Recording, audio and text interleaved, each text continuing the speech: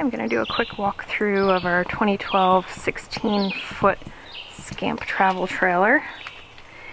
We have the layout with the bathroom in the front and the sitting area over on the side. So there's our sitting area. That can go down into another bed for kind of a smaller person.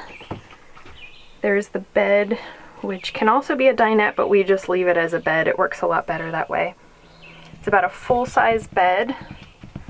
We have a fantastic fan right above the bed, which gives great airflow.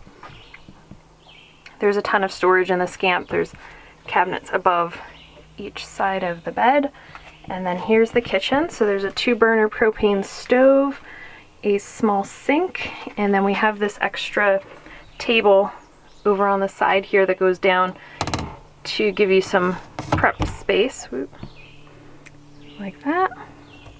And then you just fold it up so it's out of your way when you're not using it, which is a very nice feature.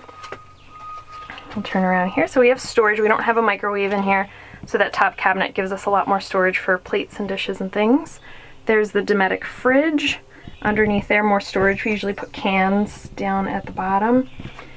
And then over in the front, so more storage here. We usually keep our bathroom supplies up here, cosmetics, toiletries, and then down in that cabinet are tools and things that you would need for the Scamp. And then here is the wet bath. So shower, the hot water heater works great. It actually gets quite hot.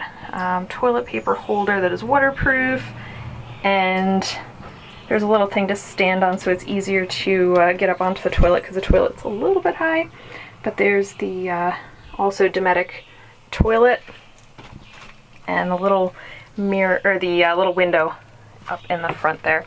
So the Scamp just recently went through a cosmetic update. All the cabinets have been painted, the table was painted, just to brighten it up. It doesn't have that fake wood look that the original Scamps have.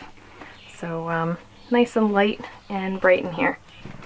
Alright, so that is the quick tour of our Scamp.